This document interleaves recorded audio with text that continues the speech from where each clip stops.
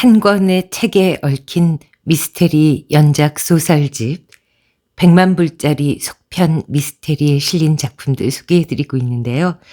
오늘 소개해드릴 작품은요. 왕비에게 헌정한 초판본, 역시 에거사 크리스티의 초판본이 등장합니다. 작가는 캐럴린 하트라고 하는데요. 국내에는 전혀 알려진 바가 없네요.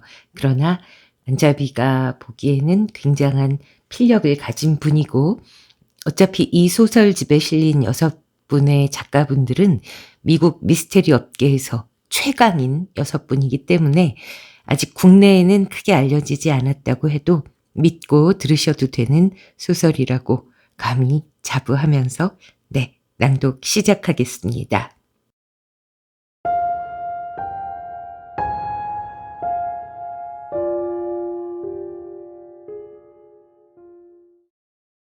캐럴린 하트 추리소설 왕비에게 헌정한 초판본.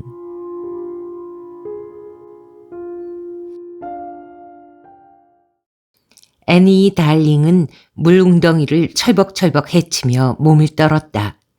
보통 때는 선착장에 들어온 배라면 웅장한 원양 항해용 요트부터 경쾌한 소형 범선까지 하나하나 감상하느라 잠시 멈춰 서곤 했다. 하지만 지금 2월에 비 내리는 날엔 그저 우산으로 머리를 꽁꽁 가리고 앞으로만 나아갔다. 허연 파도로 얼룩진 잿빛 바다나 사선으로 내리는 비에 부옇게 흐려진 수평선 쪽에는 눈길 한번 주지 않았다. 널빤지가 깔린 해변 상점과 산책로에 다다른 애니는 안도하며 잠시 한숨 돌렸다. 그리고 책방, 맞춤형 죽음 문 앞에 서서 우산을 털고 열쇠를 꽂았다. 이 책방 이름 맞춤형 죽음은요, 캐럴린 하트, 작가 캐럴린 하트의 미스터리 시리즈 제목이라고 합니다. 사랑에 맞지 않는 책방 안에 들어서자 아침 냉기가 한결 누그러졌다.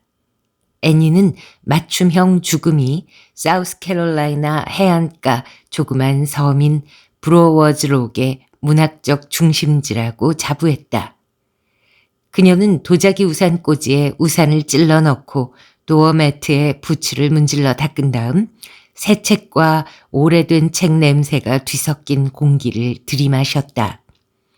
이어서 전등을 켜고는 이달의 미스터리와 스릴러, 서스펜스 소설이 위풍당당하게 진열된 신간 매대를 보고 흡족해 했다. 애니는 중앙 통로를 재빨리 가로질러 가서 난방기 온도를 높이고 커피를 끓이기 시작했다. 2월엔 섬에 관광객이 몰려들지 않았기 때문에 39계단의 초판본만큼이나 손님이 희귀한 때였다. 충실한 점원인 잉글리드 웹은 남편 드웨인과 함께 하와이에서 휴가를 즐기고 있었고, 애초에 서점의 단골 손님 상당수는 햇볕이 쨍쨍한 계절에 섬으로 놀러오는 관광객들이었다. 만약 남편 맥스가 바로 옆집 비밀위원회에 있었더라면 분명 불쑥 들러 커피를 한잔 하자고 했겠지만 그런 뒤에는 얼른 집에 돌아가 침대에서 뒹굴자며 옆구리를 찔렀을 거다. 그게 맥스가 제일 좋아하는 취미활동 중 하나였으니. 비밀위원회는 어느 상황에든 해결책을 제공해준다는 다소 엉뚱한 사업이었다. 아무튼 맥스는 같이 골프 치는 친구들과 함께 PGA 토너먼트가 열리는 페블비치로 떠난 참이었다. 그러니 어느 모로 보나 아주 조용한 하루가 되리라. 이 한갓진 시간에 어떤 책을 집어들면 딱 좋으려나? 애니는 프렌치 로스트 커피를 한 잔 따르면서 스스로에게 무슨 책을 선물해 줄지 생각해 보았다. 그때 날카롭게 야옹 우는 소리가 났다. 한쪽 발목이 살짝 따끔따끔했다. 이 가게의 지배자로 군림하는 우아한 검은 고양이 에거사가 초록색 눈을 치뜨고 애니를 빤히 쳐다보고 있었다. 고양이의 눈을 마주하면 어째서 학창시절 교장실에 불려가던 때 같은 느낌이 드는 걸까? 에거사는 잠시 멈춰 마지막으로 의미심장한 눈빛을 한 번 던진 뒤 커피 조리대를 향해 결연히 나아갔다. 애니도 따라갔다. 그리고 우묵한 철제 그릇에 고양이 사료를 새로 부었다. 도자기 그릇도 집어들어 헹군 다음 신선한 물을 담아 철제 그릇 옆에 놓았다. 애니가 바지런한 사람이었다면 당장 창고로 부랴부랴 가서 주문을 넣고 새로 입고된 책도 풀어 놓았으리라. 하지만 그녀는 그러는 대신 커피잔을 들고 가게 앞쪽 첫 번째 책장으로 걸어가서는 자매품 살인을 집어들며 미소 지었다.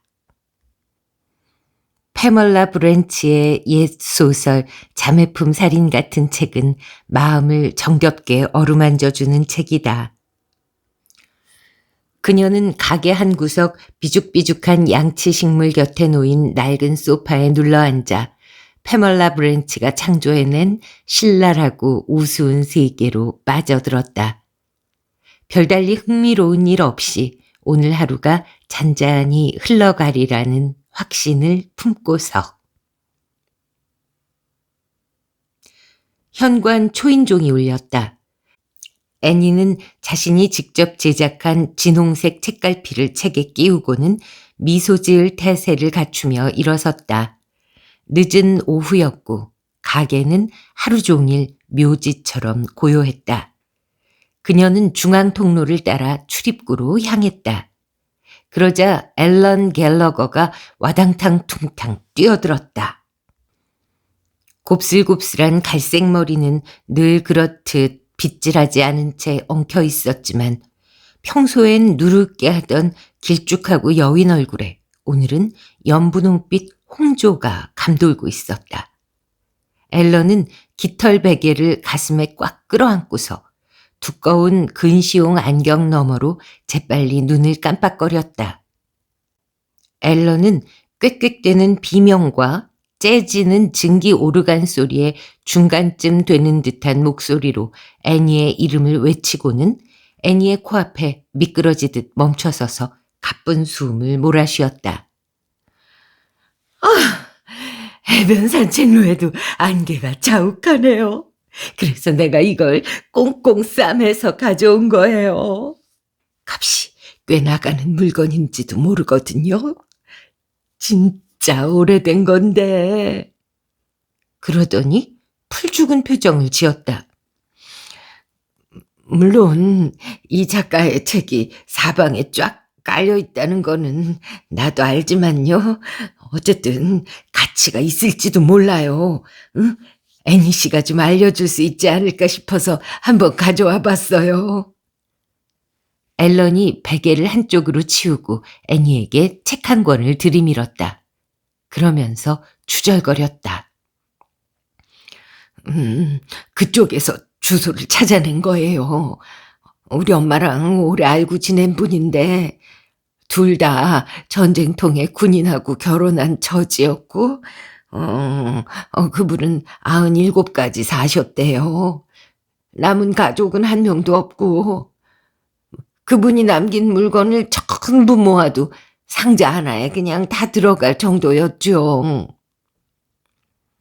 애니는 건네받은 책을 보았다. 표지를 보자 기묘하게도 숨이 턱 막히는 느낌이 들었다. 엄마는 밀리센트 아주머니가 왕실에서 일했다는 얘기를 누누이 해줬고요. 아유, 그 말이 참 근사하게 들렸죠. 양로원에서 그분 물건이 담긴 상자 하나를 보내준다고 했는데 아유, 근데 우편 요금을 내가 내야 했지 뭐해요? $16나 들더라고요. 거의 거절할 뻔했다가 문득 엄마 얘기가 떠올랐죠.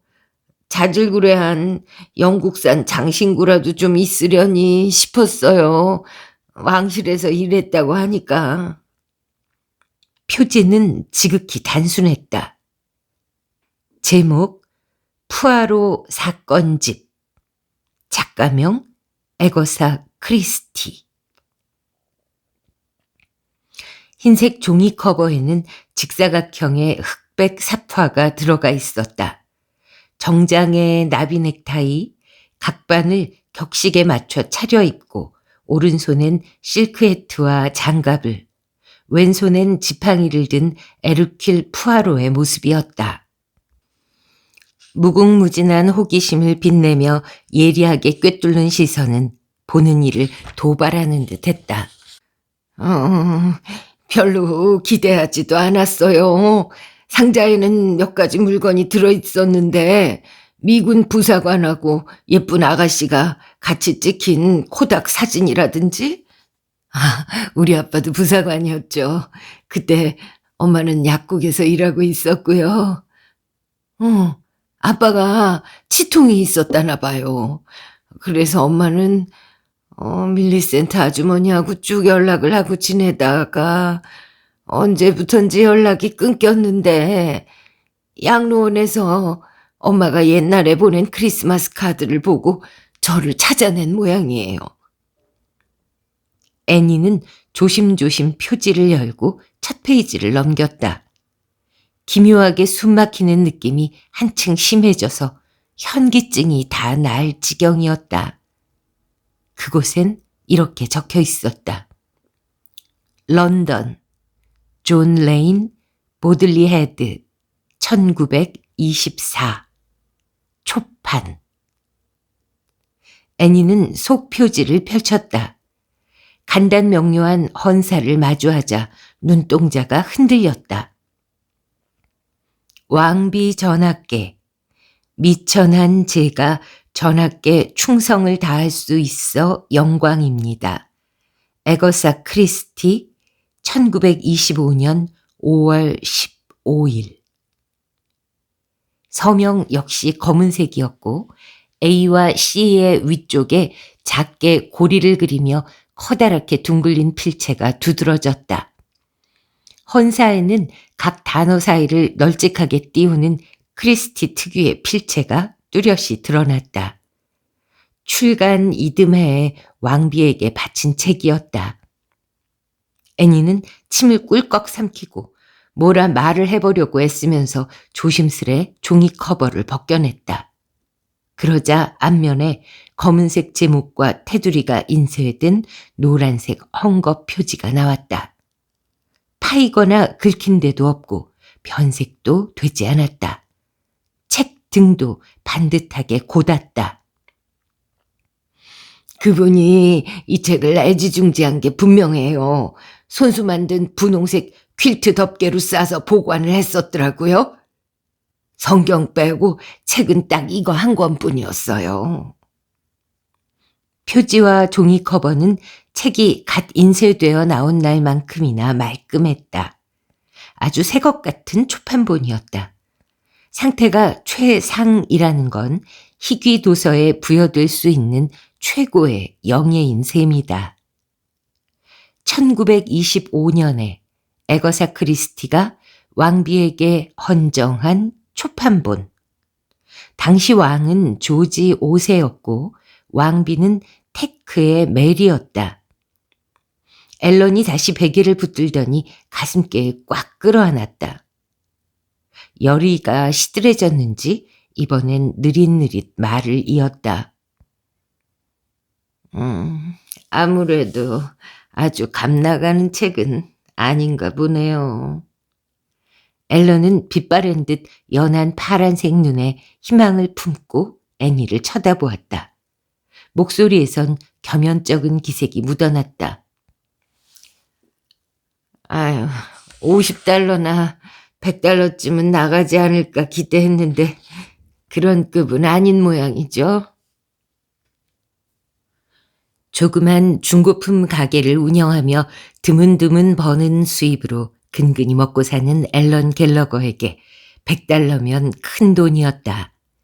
그녀는 구제 옷가게에서 단정한 헌옷을 골라 입었고 유일한 혈육인 조카딸의 의대 학비를 지원하느라 허리띠를 바짝 졸라매고 살았다.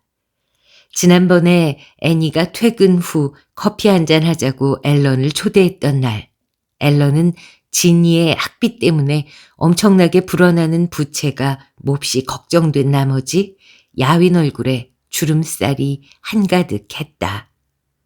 가외돈으로 $100를 얻는다면 앨런은 더 좋은 겨울 코트나 신발 한 켤레를 장만할 수 있으리라. 애니는 손끝으로 책을 잡고 다시 종이 커버로 감쌌다. $100요? 이 책은 최소한 $100,000는 나갈걸요? 제 생각엔 그보다 더 될 것 같고요. 15만, 어쩌면 $17만 5천 나갈지도 몰라요. $10만? 그 이상이요? 애니는 커피 조리대 표면이 완전히 깨끗한지 확인부터 한 다음 책을 올려놓았다. 이 책에 씌울 비닐 커버를 가져올게요. 앨런이 조리대 위에 놓인 책을 바라보았다. 입술이 파르르 떨렸다. 아이고 세상에, 이게 웬일이야. 그런데 뭘 어떻게 해야 할지를 모르겠어요. 어떻게 하면 좋을지 제 선에서 한번 알아볼게요. 금전적 가치가 상당한 책이니 신중히 처리할 필요가 있었다. 일단 조사 좀 해봐야겠어요. 희귀본 감정평가 사무실을 몇 군데 알아보고 정보를 알려드릴게요. 감정평가사한테 연락해서 감정가를 받아본 다음에 경매에 붙일지 고급 희귀 서적상한테 판매할지 따져보는 게 최선책일 것 같아요. 서점 맞춤형 죽음 장서 중에서 가장 수집 가치가 높은 책은 S.S. 벤 다인의 벤슨 살인사건 초판본이었고 에마 클라이드가 $9,000에 구입했다. 가끔 애니와 맥스가 에마의 집에 저녁을 먹으러 갈 때면 애니는 에마의 서재를 둘러보곤 했다. 그중 한 책장에는 엄청난 작가들의 초판본이 빼곡했다. 10만 달러라고요? 확실해요. 불현듯 앨런의 얼굴이 확 젊어진 것처럼 보였다. 애니는 그 변화에 가슴이 뭉클해졌다. 삶에 옥죄어 자신감이 깎여나가고 근심만 산더미처럼 쌓이기 전엔 분명 앨런도 이런 앳된 모습이었을 텐데. 어머나, 정말 그렇게만 된다면은 진짜 좋을 거예요. 지니를 도울 수도 있고. 애니 씨한테 얘기는 안 했지만은 병원에 갔더니 저더러 눈 치료를 안 받으면은 머지않아 시력을 잃을 거래요. 하지만은 새 보험을 적용받으려면은 의료비로 우선 $5,000를 지불해야 하는데 저한테는 그럴 만한 돈이 없거든요. 애니 씨. 앨런의 눈가에는 눈물이 맺혀 반짝이고 있었다. 애니는 눈물을 참느라고 눈을 깜빡였다. 뜻밖의 기쁨을 목도하는 건 참 멋진 일이었다. 정말 잘 됐어요, 앨런 씨. 이제 앨런 씨 하고 싶은 거 다 할 수 있어요. 책 구매자를 찾는 일은 제가 도와드릴게요. 그럼 우선 비닐 커버부터 좀 가지고 와야겠어요. 앨런은 애니가 보호용 비닐 커버로 조심스레 감싸놓은 초판본을 살살 집어들었다. 이거 양로원에서 전쟁 때 군인하고 결혼했던 부인이라는 얘기를 안 해줬더라면은 난 아마 그분 물건을 받지 않았을 거예요. 우편 요금으로 $16를 내놨는데 정말 그런 여윳돈이 없었거든요. 돈을 붙일 수 없다고 편지를 쓰기 시작했다가 아휴, 그래도 그냥 내야겠다. 내자. 결심을 했죠. 아휴, 생각만 해도 가슴이 철렁해요. 만약 저 책이 부인의 소지품 상자 안에 섞여서 그냥. 애니는 그 야윈 어깨에 한 팔을 두르고 꼭 안아주었다. 얼른 조사부터 해야겠어요. 제가 한번 알아볼게요. 앨런이 고개를 끄덕이고 통로를 따라 걸어나가다 멈춰섰다. 정말 그렇게만 되면은 이제 더 이상은 두려울 게 없어요. 두려울 게 없어. 애니도 현관문까지 함께 나가 배웅했다. 아까 앨런은 가외돈을 좀 얻을 수 있을까 바라며 비에 젖은 몰골로 여기 나타났었다. 지친 기색이 역력했고 좌절감에 짓눌려 어깨마저 축 처져 있었다. 하지만 이제 그녀의 수척한 얼굴은 환히 빛났고 연한 파란색 눈은 행복감으로 반짝였다. 오후 4시 45분.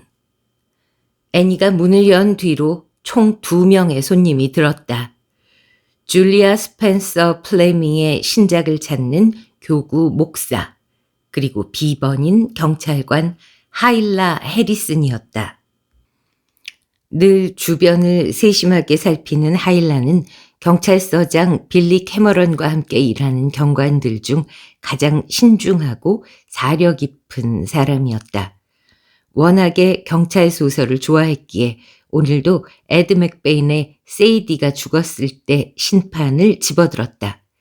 그리고 애니가 계산을 할 동안 말을 붙였다. 자기가 사는 아파트 옆 연못 근처에서 점박이 도롱뇽을 보았다고. 손님들과 교류하는 거나 다를 바 없는 일이었기에 애니는 앨런을 위해 정보를 모으며 감정인과 경매인, 희귀 서적 딜러의 명단을 차곡차곡 정리하는 작업도 즐겁게 끝마쳤다. 오늘 밤 활활 타는 난로불 앞에서 마저 읽을 생각으로 자매품 살인을 손가방에 밀어넣었다. 그리고 콧노래를 흥얼거리면서 중앙등을 끄고 어둑어둑한 가게 안을 마지막으로 휙 살펴보았다. 천막 아래로 장대비가 비스듬히 휘몰아치며 산책로에 후두두 떨어졌다. 애니는 문 닫힌 상점 3곳을 지나쳤다. 거기 주인들은 비수기인 2월 동안 문을 닫고 바하마에 가는 것을 택했다. 앨런의 선물의 집 창문으로 작은 불빛이 어슴푸레하게 흘러나왔다. 판유리 너머엔 이것저것 다양하고도 별난 물건들이 진열되어 있었다. 1930년대에 출시된 녹슨 와플 제조기, 고리버드 의자에 걸쳐놓아 옷자락이 축 처진 체크무늬 레인코트, 낡고 옆면이 긁힌 소형 가죽 트렁크, 차곡차곡 쌓인 버들무늬 접시, 1센트 우표가 붙은 엽서들, 모조 다이아몬드가 박힌 검정색 세틴 구두, 건반 몇 개가 빠진 아코디언, 유목으로 만든 지팡이, 손으로 채색한 자그마한 석고 성모 마리아 상. 애니는 문을 밀고 들어갔다. 앨런의 가게는 산책로를 따라 올라가는 길에 있었고 내부 공간은 맞춤형 주금보다 훨씬 더 협소했다. 앨런의 선물의 집과 남성복 상점인 멋진 사나이 사이의 좁다란 통로는 상점들 뒤쪽 골목으로 이어졌다. 애니는 벌써 머리를 굴리는 중이었다. 가게에서 나가 통로로 달려 내려간 다음 폭우가 내리면 늘 웅덩이가 생기는 골목길을 철벅철벅 헤치며 주차장까지 가는 게 더 빠를까? 아니면 빗물을 피할 수 있는 산책로로 되돌아가는 게 빠를까? 사실상 차는 산책로보다는 골목길 끄트머리에 더 가까이 주차되어 있었지만 흠뻑 젖지 않으려면 산책로를 따라가는 게 더 나을 것 같았다. 가게 안에 들어왔더니 바깥 산책로보다도 더 추운 듯했다. 앨런은 보이지 않았다. 애니는 앨런이 애정을 담아 수집품이라고 부르는 물건들이 넘쳐나는 탁자들을 지나쳤다. 그 물건들 모두가 이름 없는 삶에서 빠져나온 작고 달아빠진 잔재라는 깨달음이 문득 찾아들었다.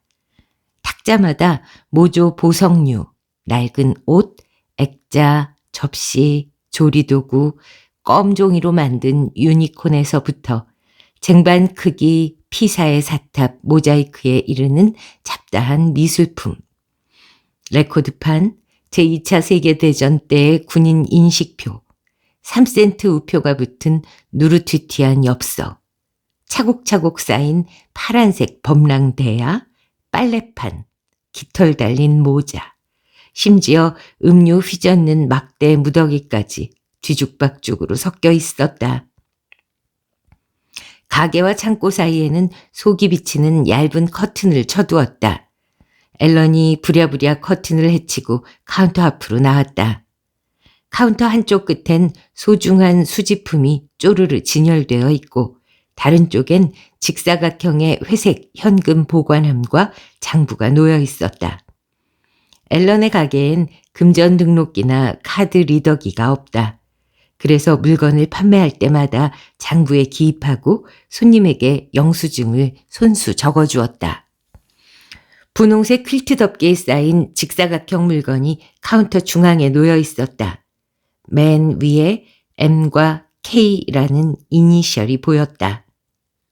앨런이 애니의 시선을 눈치채고 약간 방어적인 투로 말했다. 책을 퀼트 덮개에 다시 넣어놨어요. 물론 애니 씨가 준 비닐도 그대로 씌워뒀지만 원래 주인의 덮개에 넣어서 보관하는 게 좋겠다는 생각이 들었거든요. 분명히 밀리센트 아주머니가 직접 이 덮개를 만들었을 거예요. 이름이 밀리센트 케네디였거든요. 저는 그냥 꼬맹이였죠. 엄마가 절 데리고 아주머니를 보러 갔어요. 찻집으로요. 두 분이 정말 반가워했죠. 왕비가 왜 선물을 했는지는 몰라도 아마 밀리센트 부인이 미국 남자하고 결혼해서 떠나게 됐을 때 기념으로 줬던 게 아닐까요? 그냥 제 추측일 뿐이지만 왕비가 밀리센트 아주머니한테 책을 줬고 그분은 왕비님한테 받은 귀한 선물을 절대로 남한테 넘기지 않았던 거죠. 응? 늙고 가난해져서 자기 소지품을 다 합쳐봐야 작은 상자 하나 채울까 말까 한 상황이 됐을 때까지도 말이에요. 아휴, 왕비가 몸소 부인의 손에 책을 쥐어줬다고 생각해봐요. 앨런의 목소리에서 경외감이 묻어났다. 애니는 그 숨막힐 듯한 경외감을 이해했다. 이 책에는 마법이 담겨 있었다. 여왕의 손길이 닿은 책. 파란 눈동자에 젓갈색 머리인 작가 애거서 크리스티의 손길이 닿았던 책. 1925년이면 아직 첫 남편 아치볼드 크리스티와 사랑하는 사이였고 작가의 놀라운 인생은 채 펼쳐지지도 않은 때였다. 앨런이 갑자기 미간을 찌푸렸다. 제가 저 책을 팔면은 그분이 언짢아 하지 않을까요? 이 책이 떠안겨줄 돈은 앨런의 삶을 변화시키리라. 가난의 두려움을 떨쳐내고 시력을 지키고 조카에게 마음껏 넉넉히 베풀며 살게 해주리라. 하지만 앨런은 누군가가 소중히 간직해온 보물을 경매에 붙여도 될지, 그렇게 최고 입찰자에게 책이 넘어가면 옛날 옛적 전시 군인의 아내였던 원소유자가 상심하진 않을지 걱정하고 있었다. 애니는 적당한 말을 생각해 보았다. 천국이 어떤 곳일지는 모르겠어요. 아무도 모를 일이죠. 하지만 그 부인은 이제 천국에 계세요. 그분은 천국의 장엄함에 휩싸여 지내겠죠. 악의나 무자비함 같은 건 전혀 찾아볼 수 없는 세상일 거라고 생각해요. 그분도 당연히 앨런 씨의 선택을 기뻐할 거예요. 앨런의 연한 파란색 눈이 눈물로 흐려지는 듯 했다.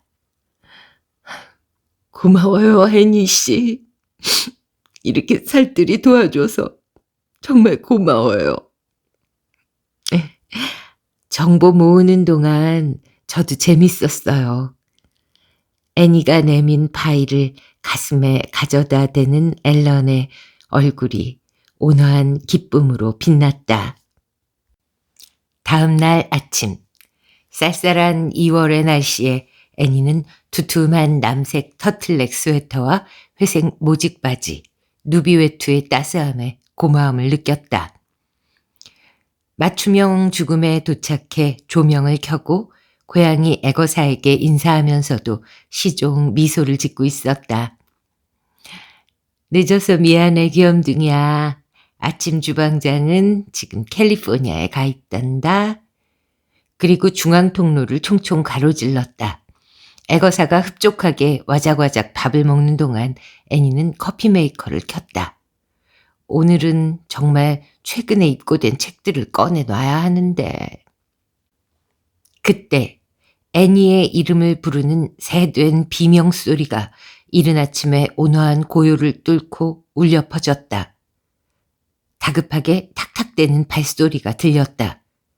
곧 앨런 갤러거가 비틀비틀 다가와 빗줄기 같은 눈물을 하염없이 쏟으면서 쉼없이 중얼거렸다. 누가 내 책을 가져갔어요. 오늘 아침 가게에 들어갔더니 카운터 위에 덮개만 널브러져 있고 속이 텅 빈 거예요. 사방을 샅샅이 찾아봤지만 내 책은 아무 데도 없어요. 없어져 버렸어요. 하일라 해리슨 경관은 널빤지 산책로에 서서 골목으로 이어지는 비좁은 통로 쪽에 난 창문을 살펴보았다. 빳빳한 카키색 제복 위에다가 등에 경찰이라 적힌 재킷도 벨트를 채워 입고 있었다. 창틀은 뒤틀렸고 내리다지 창은 열린 채였다. 경관은 무릎을 꿇고 창문 안으로 고개를 들이밀었다가 다시 물러나 일어섰다. 그리고 앨런 갤러거를 쳐다보았다. 무단 침입 증거는 없지만 누군가 안으로 비집고 들어가려고 탁자를 젖혀놓은 걸로 보이네요. 이 창문은 평소에 잠겨 있었습니까? 앨런 갤러거는 얇은 면 블라우스와 검은 모직 치마를 입고 덜덜 떨고 있었다. 앨런이 발작적으로 침을 삼키고 말했다. 안 잠겨 있었을 거예요. 도통 잠기지가 않는 창문이라. 애니는 어중간하게 열려있는 창문을 바라보았다. 그야말로 식은 죽 먹기일 것 같았다. 간밤 선착장과 상점가가 텅 빈 시간에 누군가 산책로로 슬그머니 들어선 것이다. 하일라 경관님, 감시 카메라는요?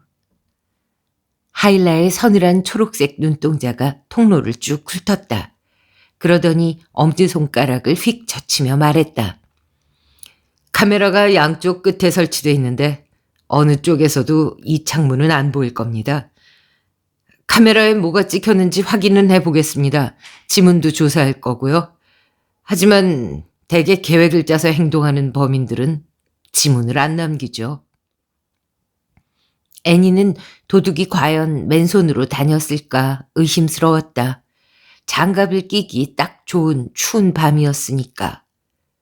그녀는 범인이 장갑 낀 손으로 낡은 창문을 잡고 안으로 비집고 들어갈 수 있을 만큼 틈이 벌어질 때까지 끈덕지게 밀었다 당겼다 하며 흔들었을 거라고 확신했다. 일단은 안으로 들어갑시다. 선생님께서 어떤 물건을 잃어버리셨는지 얘기를 들어보죠.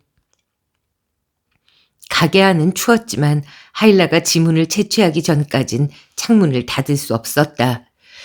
어차피 지문은 건지지 못했지만 말이다. 세 사람은 카운터 앞에 섰다. 진이 다 빠진 앨런이 처량한 몰골로 침울하고 단조롭게 얘기하는 동안 애니는 가게 안을 둘러보았다. 옷더미 속에 섞여있는 체크무늬 숄이 눈에 띄었다. 그리 재빨리 가서 두툼한 양모 숄을 집어들고 턴 다음 앨런의 축 처진 어깨에 둘러주었다. 하일라는 이따금씩 메모를 하며 앨런의 얘기를 경청했다.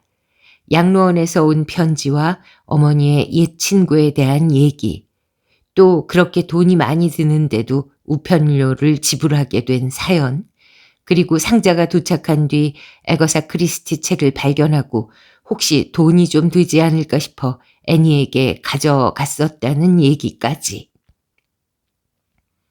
애니는 너무도 선명히 기억하고 있었다.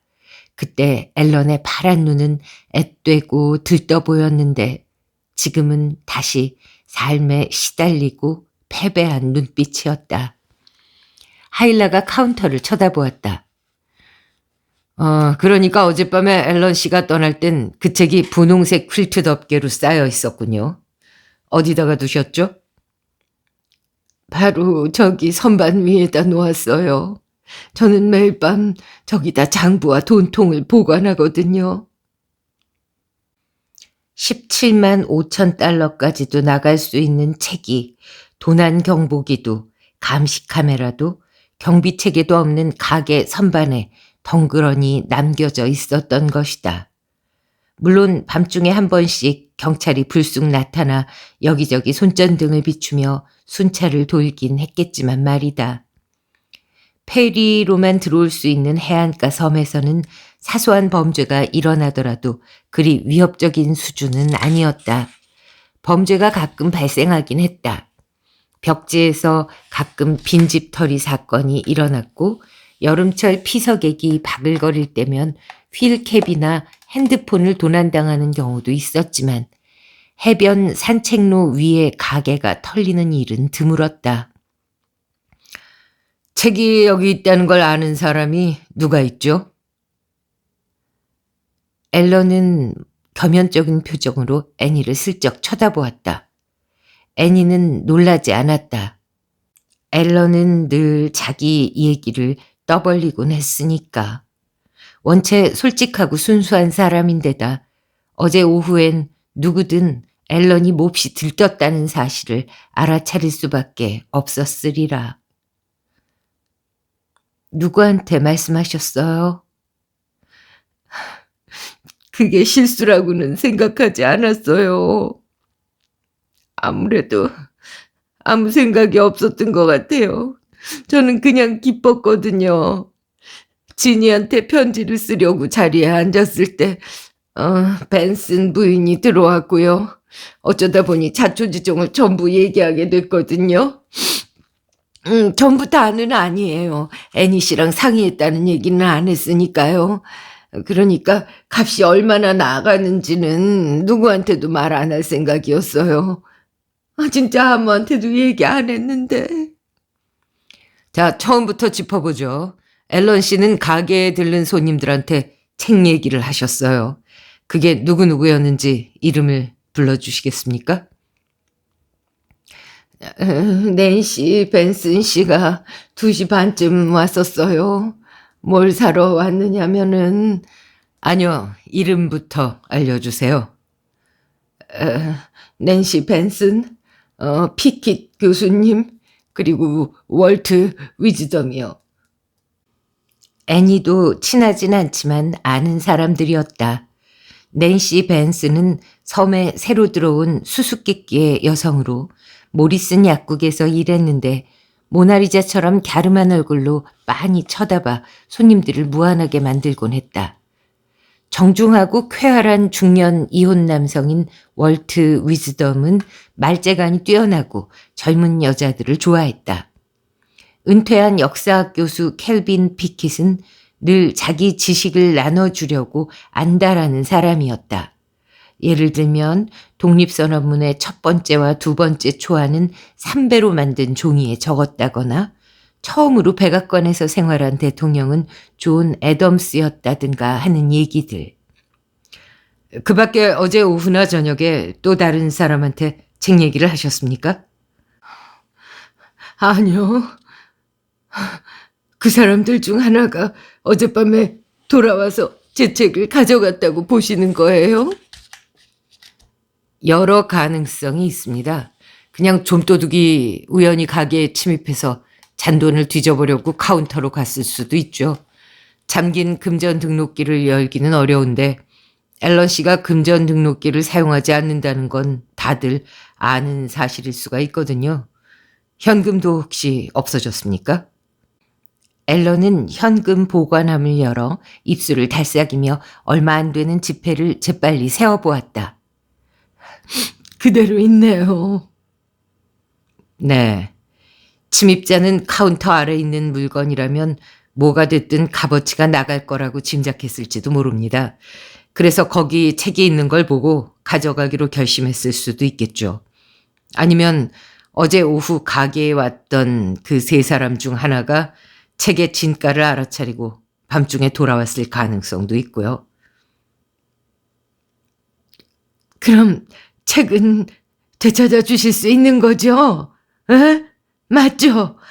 아우, 정말 좋아요. 얼마나 걸릴 것 같으세요? 앨런이 경외의 눈으로 하일라를 바라보며 물었다. 평소엔 당최 속을 알 수 없는 하일라의 얼굴에 놀라움과 당혹, 경악과 연민이 스쳤다. 입을 열다 말고 하일라는 숨을 골랐다. 그 책이 어떻게 됐는지 밝혀내기가 쉽진 않을 것 같습니다. 앨런은 간절한 얼굴로 바라보며 손을 파닥거렸다. 하지만 우리는 이제 그 사람들 중 하나가 분명하다는 거를 알잖아요. 그 사실을 척 알아내다니 경관님 정말 대단하세요. 그 수생영장이라는 걸 받아가지고 집이든 뭐든 싹 뒤져보면 안 되나요? 그 책을 가져간 사람은 물건이 손상되지 않게 분명히 아주 안전한 데 모셔놨을 거라고요. 응? 경관님이 그 사람들한테 가서 누구든 간에 책이 있다는 사실을 알고 있으니까 그냥 저한테 돌려주는 게 제일 쉽고 좋은 해결책이라고 말씀해 주시면 되잖아요. 선생님, 그 세 분이 어제 가게에 왔고 그 책에 대해 전해 들었다는 사실만으로는 수색영장을 청구할 근거가 없어요. 대단한 절도죄를 범했다고 추궁하는 건 고사하고 그 사람들을 신문할 만한 뾰족한 근거도 없습니다. 게다가 강도가 들었다는 물리적인 증거가 없습니다. 오직 선생님과 달링 부인께서만 그 물건이 존재한다고 확언할 수 있을 뿐이고 비어있는 퀼트 책 덮개는 그 안에 고가의 책이 들어있었다는 증거가 되지 못하거든요. 마지막으로 양로원에서 온 상자에 대해 말씀하신 걸로 봐서 앨런 씨한테는 양도 증서 같은 것도 없는 거 아닌가요? 그쵸? 이 책이 바로 앨런 씨 소유라는 증거가 전혀 없습니다. 앨런의 얼굴에서 희망이 사라졌다. 문득 몸이 쪼그라드는 듯 보였다. 그녀는 이제 절망한 눈으로 하일라를 바라보았다. 경관님께서 뭐라도 해주실 수는 없을까요? 하일라는 수첩을 덮었다. 두 눈엔 슬픈 기색이 어렸지만 목소리만큼은 사무적이었다. 신고 접수를 하겠습니다. 애니는 경찰서 휴게실 자판기에서 닥터 페퍼를 골랐다.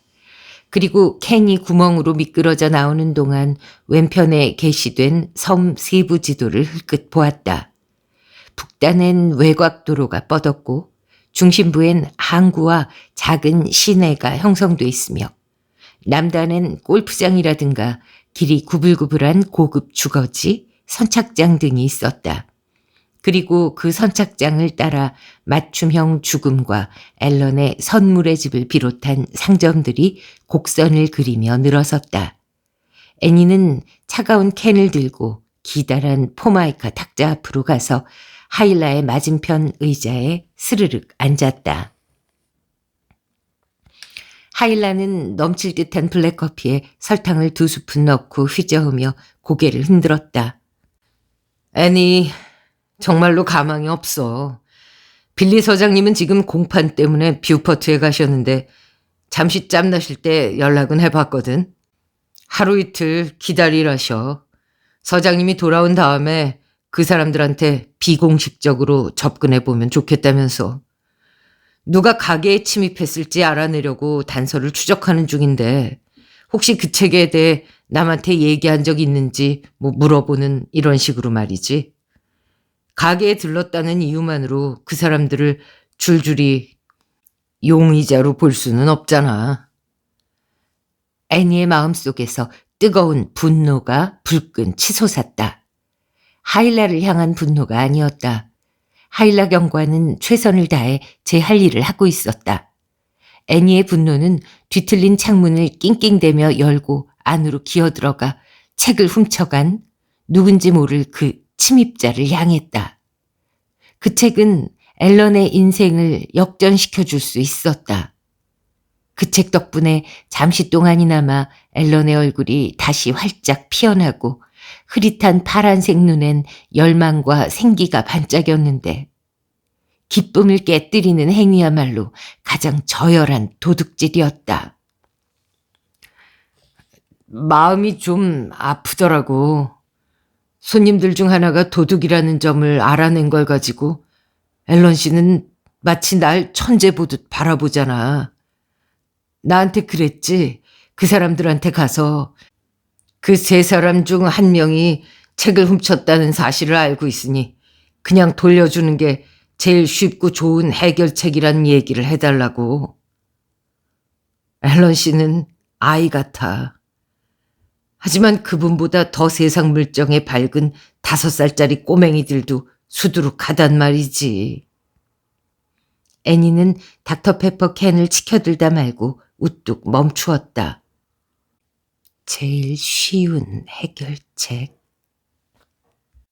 갑작스런 정적이 흐르는 가운데 하일라가 애니를 빤히 들여다봤다. 이봐, 애니. 허튼 짓은 꿈도 꾸지 마.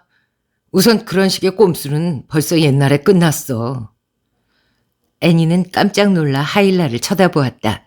그녀도 잘 알듯이 하일라는 때늦게 미스터리 소설의 매력에 빠져들었지만 소설 속에서 범인을 교란하는 방법들 중 어떤 게 말도 안 되는 수법인지 정도는 단언할 수 있었다. 지난달 도서관 탐정소설 클럽에서 발표자한테 들었는데 말이야. 어떤 명망 높은 신사가 아서 코난 도일에게 도망치십시오. 전부 발각됐습니다. 라는 쪽지를 받은 다음 날 사라져버렸다는 얘기는 진짜로 있었던 일이 아니래. 해니 말로는 그 얘기가 마크 트웨인의 사연으로도 알려져 있다는데 만약에 소문이 사실이라면 악마 같은 유머 감각으로 유명하던 트웨인 쪽이 차라리 더 그럴듯한 후보라고 했어. 해니는 그런 얘기가 오랫동안 떠돌아왔고 어디서 유래한 건지는 아무도 모를 일이라고 하더라. 애니, 어쨌든 날 방해할 생각은 하지 마. 애니는 자기한테 능청 떠는 재주가 있었으면 싶었다. 어머니와 남편이 애니의 얼굴을 두고 근시가 심한 들쥐도 쉽게 길을 찾을 수 있는 지도 같다고 입을 모아 말할 정도였으니 속마음을 숨기는 건 포기하는 게 나았다. 그 생각이 머릿속에 스쳤다는 사실은 인정할게. 하일라는 의심 가득한 초록색 눈으로 계속 애니를 들여다보았다. 하지만 네 말이 맞아. 그런 방법은 절대 먹히지 않겠지. 하일라는 일단 한 가지 생각에 매달리면 부두 말뚝에 붙은 따개비보다도 더 찰싹 달라붙는 사람이었다. 애니는 진심 어린 말투로 수긍하고 미소 지을 수밖에 없었다. 하지만 하일라는 웃어주지 않았다. 절대 누구도 궁지에 몰아넣지 마. 응? 네가 약속을 잡았다 치자. 앨런 씨가 덤불 속에 숨어서 지켜볼 수도 있겠지? 네 생각은 누가 미끼를 무는지 확인하고 기회되면 사진을 찍든지 해서 빌리 서장님한테 뭔가 가져다 주려는 거잖아. 하지만 그 셋은 다들 작물을 갖고 있다 붙잡히면 잃을 게 많은 사람들이야. 더구나 인간은 10만 달러라면 별짓을 다 할 수 있다고. 또 하나, 범인은 애거사 크리스티의 친필 서명을 보고 싶어서 이 책을 빼돌리고는 이 세상 어느 누구도 못 가진 책을 손에 넣었다며 흐뭇해할 미친놈일 수도 있어. 그러니까 그런 짓은 꿈도 꾸지 말라고. 애니는 손을 뻗어 애거사의 등을 쓰다듬었다. 하일라는 대체 날 얼마나 멍청이로 생각하는 거야. 벽난로 속 통나무에서 불길이 너울거렸다. 서점 맞춤형 죽음 안은 겨울날의 정취가 한껏 풍기도록 환하고 따스했으며 커피 조리대 위에선 핫초코가 담긴 머그에서 김이 모락모락 피어올랐다. 애거사가 고개를 틀고 살짝 깨물었다. 아, 우리 도도한 고양이, 너마저 이럴 거야? 애니는 손을 휙 걷어들였다. 늘 그렇듯 애거사는 변덕스럽게 가르랑거리며 애니의 다리에 몸을 딱 붙였다. 애니는 커피 조리대로 가서 핫초코를 훌짝였다. 물론 훤히 알려진 해묵은 계략은 진부하기 짝이 없었다. 하지만 진부함이란 손에 잡힐 듯 엄연한 진실을 드러내주기도 하는 법. 비밀을 품은 자라면 누구든 혹여 들통날까봐 전전긍긍하기 마련이었다. 하일라는 애니에게 쓸데없이 휘젓고 다니지 말라고 경고했지만 하일라의 대답을 통해 어제 오후 앨런의 가게에 들렀던 손님들 모두 잃을 게 많다는 사실을 확인할 수 있었다. 틀림없다. 바로 그 점을 지렛대로 삼아야 했다. 그래, 점잖은 도둑을 직접 대면하는 건 어리석은 일이 될 것이다. 애니는 자정에 무덤가에서 기다리겠습니다 식의 약속을 잡는 데에는 전혀 관심이 없었다. 그런 짓을 할 만큼 어리석진 않았으니까. 애니는 단호하게 고개를 끄덕인 다음 머그잔을 들고 창고로 가서 컴퓨터 앞에 앉았다. 그리고 여러 웹사이트를 검색하다 자기가 찾던 물건을 발견하고 주문을 넣었다. 내일이면 배송될 터였다. 애니는 컴퓨터에서 몸을 뗐다. 지금부터 내일까지 할 일이 많았다. 현관문으로 걸어가며 외투거리에서 재킷을 잡아채고 전등을 껐다. 애거사가 호기심 어린 눈빛으로 따라왔다.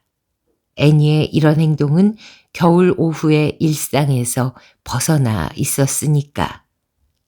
계산대 앞에 멈춰선 애니는 애거사가 가장 좋아하는 장난감들이 담긴 그릇에서 개 박하양 갈색 쥐인형을 집어들어 통로로 대굴대굴 굴렸다. 애거사가 날쌔게 쫓아갔다. 그 틈을 타 애니는 밖으로 나와 문을 잠그고 산책로를 성큼성큼 바삐 지나 쿵쿵대며 계단을 내려갔다. 멈춰서서 선착장을 바라보지도 않았다. 차로 향하는 내내 종잡을 수 없는 상념들이 머릿속에서 부대꼈다. 우선 접근하기 쉬운 장소가 필요했다. 하지만 사냥감은 촉각을 곤두세우고 덫을 경계할 것이다.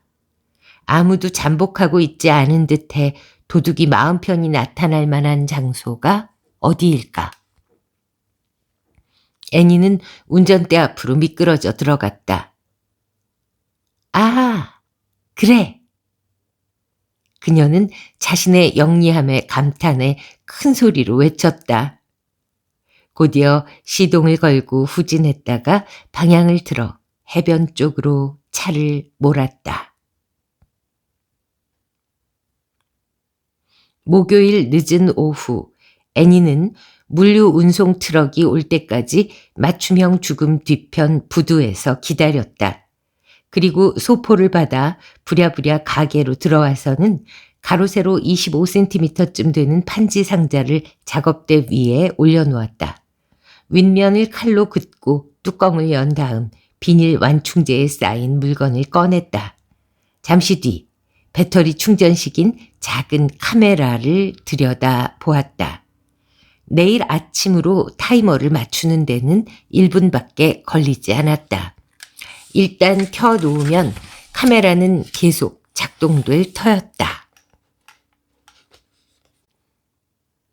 애니는 겨울 해질녘 해변을 사랑했다. 아름다운 산책로의 풍경, 금빛으로 물든 귀리. 산책로가 끝나자 그녀는 체크무늬 코트를 더욱 꽁꽁 여몄다. 혼자서 개를 산책시키는 사람이 지나갔지만 이 정막을 깨뜨릴 순 없어서 인사도 하지 않았다. 잔잔한 파도가 굽이쳤다. 차츰 희미해지는 햇빛에 포말이 잿빛으로 부서졌다.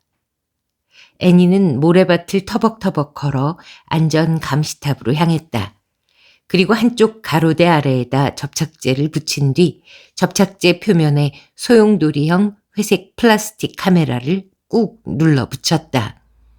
그 다음 뒤로 물러서서 만족스레 고개를 끄덕였다. 이 정도면 여기 카메라가 붙어 있다는 사실을 미리 알고 있는 사람이나 간신히 찾아낼 수 있을 것이다. 모리슨 약국은 섬에서 가장 오래된 호텔인 머메이드 호텔과 겨울엔 휴업하는 수영용품점 사이 비좁은 틈에 끼어 있었다. 애니는 약국 안으로 들어가 잠시 우두커니 서서 판지 가판대에 진열된 초콜릿을 쳐다보았다. 다른 손님이 계산을 마칠 때까지 기다리며 천천히 물건을 고르는 듯한 태도였다. 잠시 후 애니는 속에 라즈베리가 든 고디바 초콜릿 바 3개를 들고 계산대로 걸어갔다. 낸시, 잘 지내세요? 계산대에 초콜릿을 올려놓으며 말을 걸었다. 며칠 전에 해변 산책로에서 언뜻 뵌 것 같은데 낸시 씨는 평소 저희 가게 쪽 섬 끝까진 잘 안 내려오시잖아요. 낸시는 대답 대신 서늘한 파란 눈을 깜빡이지도 않고 애니를 꼼꼼히 살펴보았다. 은빛 도는 금발머리로 감싸인 갸름한 얼굴은 담담해 보였다. 해변 산책로요? 화요일이었던 것 같아요. 뭐 그랬던 것 같기도 하고요. 구입은 이것만 하시나요? 파란 눈동자는 여전히 애니에게 고정되어 있었다. 아, 네, 고마워요.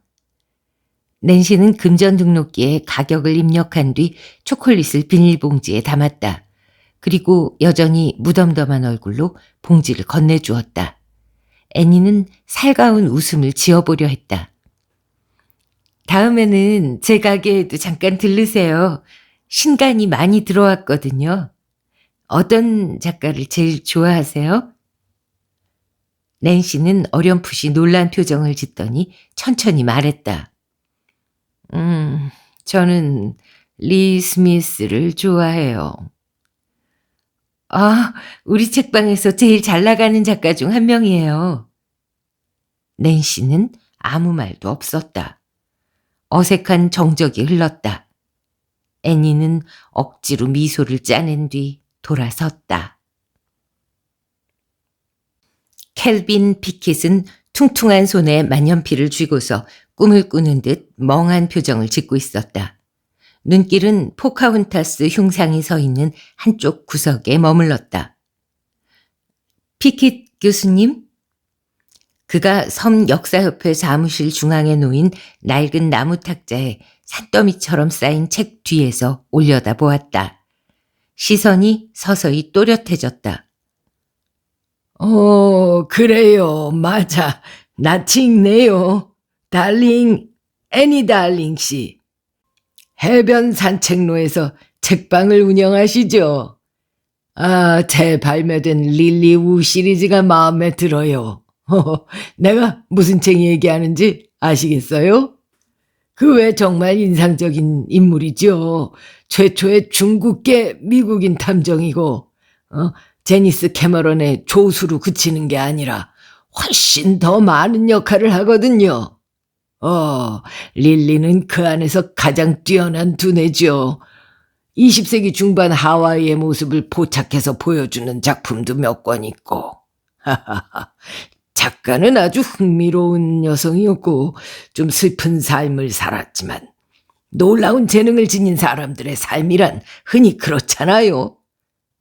그나저나 애니 씨는 장서를 참 멋지게 갖춰두셨더군요. 여기 있는 커다랗고 캐캐 묵은 책들보다 훨씬 더 흥미로워요. 켈빈은 도무지 끼어들 틈을 주지 않았다. 그런데 먼지투성이인 이 누추한 왕국에는 무슨 일로 행차하셨죠? 때마침 재채기가 나오는 바람에 그는 침이 튀지 않게 헐렁한 셔츠 소매로 간신히 입을 꾹 막았다.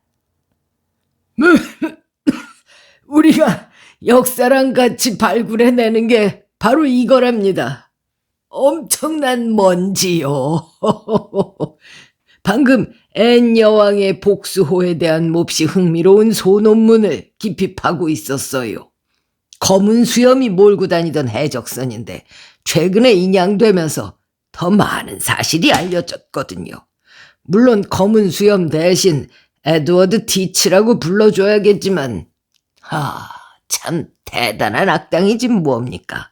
에드워드 티치하고 스테드 보닛은 그 지역을 공포의 도가니로 몰아넣었어요. 윌리엄 펜과 선명하게 대비가 되지요. 둘 다 같은 시대에 활동했는데 펜은 도덕성과 인품이 훌륭했단 말이죠. 하지만 역사적 기록을 보면 늘 그런 식이었답니다. 그러더니 켈빈은 작달막한 키를 한 몸에 벌떡 일으키고는 환히 웃었다. 이 겨울 오후에 뭘 좀 도와드리면 될까요? 애니는 머릿속에 바로 떠오르는 것부터 물어보았다. 혹시 제가 가게에 있다 선생님을 몰라뵈서 인사도 못 드린 게 아닐까 싶었는데요. 켈빈이 옅은 갈색 눈을 빠르게 깜빡였다. 나를 몰라보셨다고요? 최근에 제가 거기 간 적이 있나요? 이거 원 가끔은 내가 어디로 가던 중인지 깜빡할 때도 있긴 합니다만 그쪽으로는 안 간 것 같은데요. 조만간 방문할 예정이긴 하답니다. 헌책 코너를 둘러보는 게 즐거워서 말이에요. 수집가가 탐낼 만한 고서를 언제 발견할지 모를 일이거든요. 애니 씨가 에드거 앨런 포의 진귀한 판본 하나를 몰라보고 헐값에 내놓았길 바란다는 얘기는 아니지만 혹시 모르니 구경해서 나쁠 건 없지요. 서늘한 공기가 소용돌이쳤다. 애니는 살짝 한기가 들었다. 켈빈 피킷은 순 많은 백발과 잘 다듬은 흰 콧수염, 꾸깃꾸깃한 트위드 재킷, 그리고 대체로 천진한 표정 때문에 천생 교수처럼 보였다. 이 사람은 속으로 신나게 비웃으면서 애니를 갖고 노는 중인 걸까? 애니는 침착한 눈빛으로 켈빈을 쳐다보았다. 선생님께서 고전 미스터리를 좋아하시니 말인데 콘스턴스와 괴니스 리틀잠의 거대한 검은 칸바 초판본에 관심이 있을지 궁금했거든요. 책 상태도 좋고요. $20에 드릴 수 있어요. 켈빈이 신중하게 따져보듯 입술을 오므렸다. 좋은 가격이군요. 진짜 괜찮은 가격이에요. 좋아요. 내일 들러서 살게요.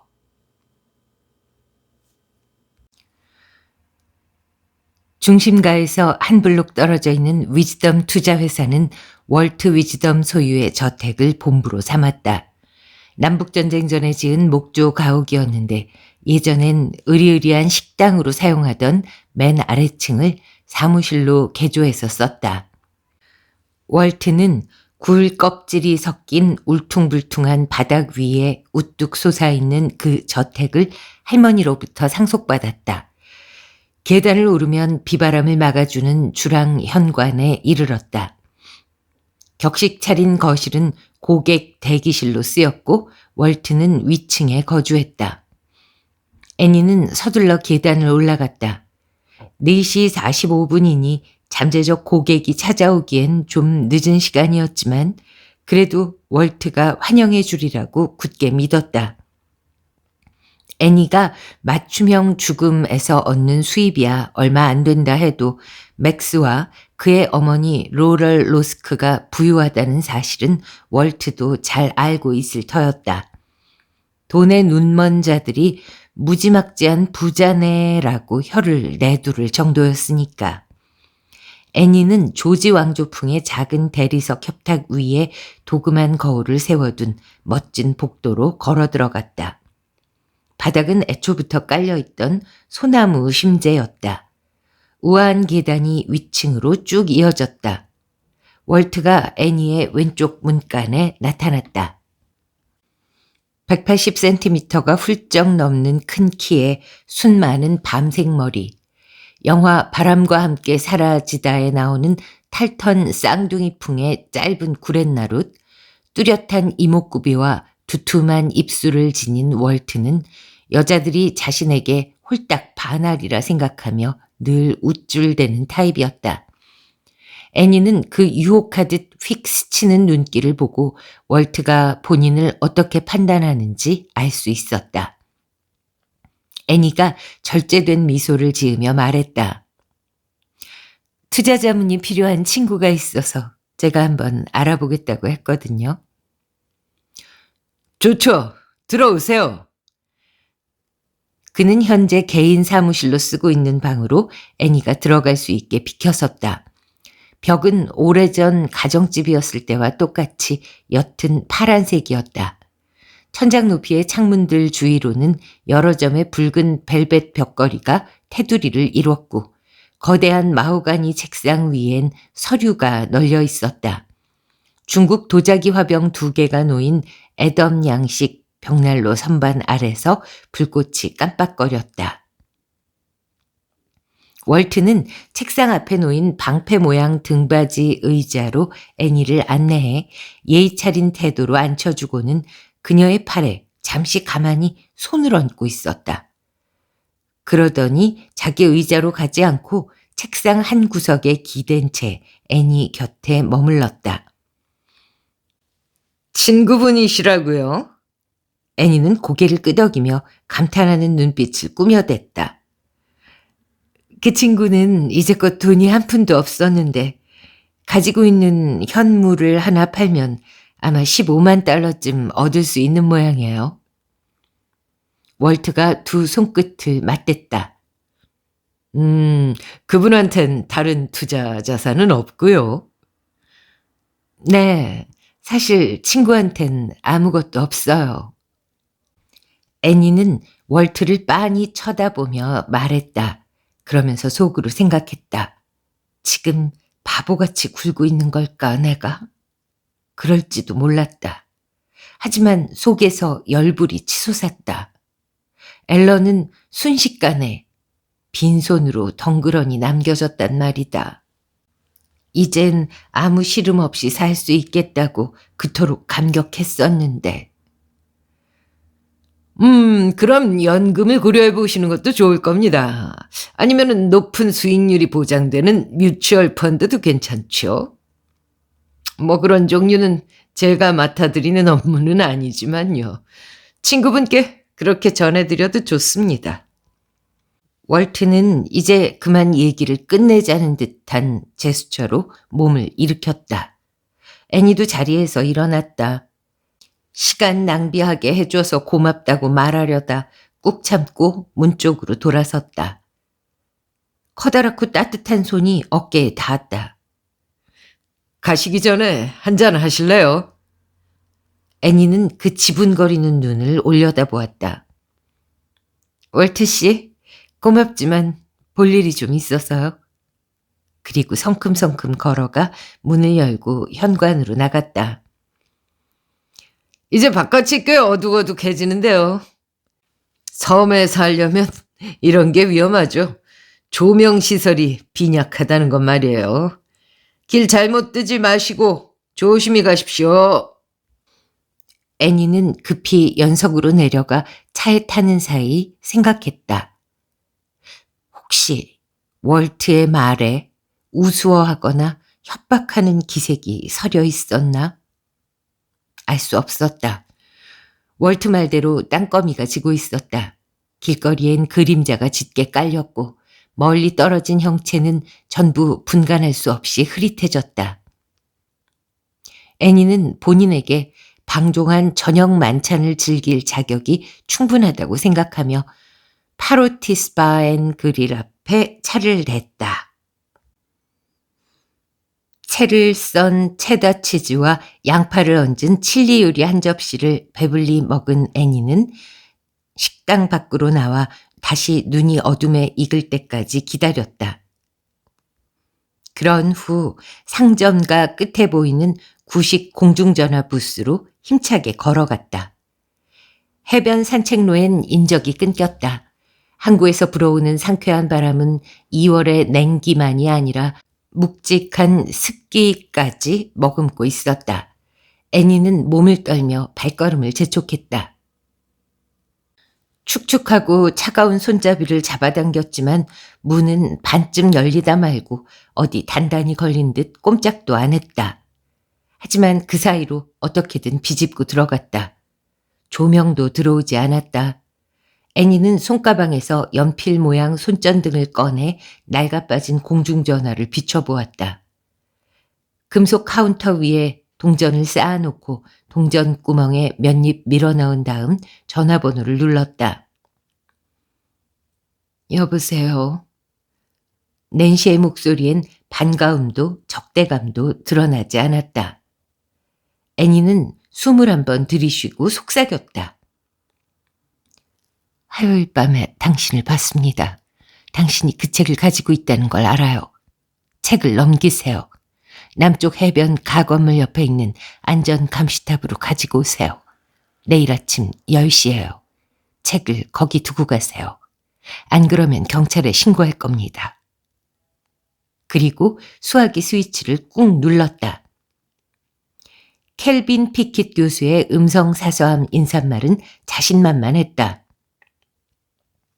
루이스 캐럴이 말했듯이 도대체 나는 누구일까? 그거 참 커다란 수수께끼지. 이 문제를 뛰어넘을 수 있다면 빗소리 후에 메시지를 남겨주십시오. 임무가 막중한 상황에서도 애니는 흥미를 느꼈다. 하지만 꽤나 영리한 사람은 꽤나 영리하게 못된 짓을 할 수도 있는 법. 수화기에 대고 휘파람을 불며 스위치를 눌렀다. 동전을 더 넣고 세 번째 전화번호를 두드렸다. 통화 연결음이 몇 번 나오다가 자동 응답기로 넘어갔다. 월트 위즈덤은 집에 있는 게 거의 확실했지만 알 수 없는 발신자로 뜨는 전화는 무시해버리는 모양이었다. 소곤소곤 협박조의 메시지를 남기는 거야 아주 잠깐이면 됐다. 애니는 세 사람 모두에게 자신의 의사를 전달했다. 집으로 돌아온 애니는 벽난로의 불길을 들여다보며 한 번 더 풀무지를 했다. 그리고는 체크무늬 소파에 편히 앉았다. 쿠션을 몸 뒤로 밀어넣자 핸드폰이 울렸다. 맥스였다. 둘은 동시에 말을 쏟아냈다. 그러다 애니가 경외심에 차 숨을 들이마셨다. 로리 맥킬로이를 봤다고? 애니는 부러움에 거의 몸이 떨릴 지경이었다. 마스터스 토너먼트에서의 대담한 활약을 본 뒤로 그 아일랜드 골프 선수를 동경해 왔으니까. 맥스가 낭낭한 목소리로 꾸짖었다. 그렇게 깍깍대는 말투는 사랑하는 남편한테만 쓰셔야죠. 애니의 웃음소리가 잔잔히 울려 퍼졌다. 그렇게 만들려면 당신이 마스터스에서 우승하기만 하면 돼. 맥킬로이는 잘하고 있어? 버디만 줄줄이 3개야. 만약에 내가... 아니다. 내 얘기는 이쯤 해두고 거긴 어때? 별일 없지. 중대한 강도 사건 정도? 섬에서? 애니는 앨런에게 멋진 보물이 들어왔는데 애통하게도 곧장 사라져버린 일이며 3명의 손님 얘기까지 단숨에 전해주었다. 그래서 내가 3명 모두한테 메시지를 남겨놨어. 당신은 정말로 도둑이 호락호락 아침 10시에 감시탑 앞으로 나올 거라고 생각하는 거야? 아마 안 오겠지. 하지만 혹시라도 카메라에 셋 중 하나가 찍히면 어디서부터 시작할지를 알 수가 있잖아. 어쨌든 카메라랑 배송요금밖에 안 들었고. 그래. 말투는 다정했지만 애니의 계획이 시간 낭비라고 생각한다는 티가 역력히 났다. 내가 집에 돌아간 다음에 우리 둘이 그 책의 특징들을 한번 꼼꼼히 정리해보자. 그리고 그 책을 얻게 될 법한 사람들한테 전부 보내는 거야. 아마 그쪽이 더 효과가 있을 거야. 하지만 어떤 구매자가 우리한테 일러준다고 해도 그게 앨런의 책이라는 걸 어떻게 증명할 수 있지? 양로원에서 상자를 꾸린 사람이 있겠지. 그 사람한테 증언을 얻자. 응? 이쪽에서는 당신이 확인해 줄 수 있고. 그래. 아마도 당신 계획이 내 작전보다 더 효과적일 거야. 어쨌든 카메라에 누군가가 잡히면 당신한테도 알려줄게.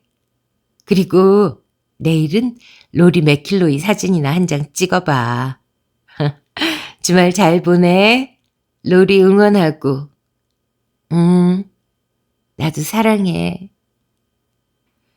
전화를 끊은 뒤 애니는 미소 지었다. 내가 제일 좋아하는 인간이 나흘 지나면 돌아올 거야. 일이 다 잘 풀린다면 그때쯤엔 도둑의 정체도 얼추 파악하게 될 터였다. 애니가 전화로 협박한 건 먹히지 않을지도 모른다. 하지만 만약 10만 달러가 넘는 책을 훔쳤는데 누군가 전화를 걸어 그 현장을 봤다고 속삭인다면 과연 2발 벗고 편안한 겨울잠에 빠져들 수 있을까? 전화는 분명히 반응을 이끌어낼 것이다. 겁에 질린 도둑은 오늘 밤 감시탑 앞으로 책을 가지고 가서 근처에 아무도 없는지 확인하고 장갑 낀 손으로 책을 신문지에 싼 다음 안전요원용 의자 위에 올려놓기로 결심할 수도 있다.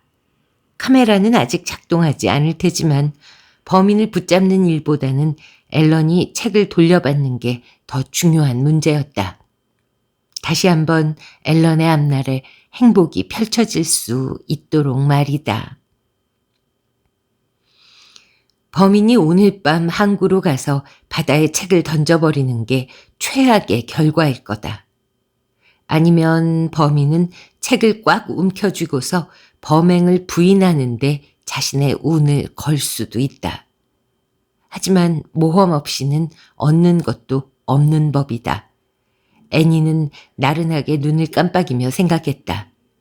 만약 앨런이 책을 되찾지 못한다 해도 아무 피해도 없으니 아무 문제도 없다.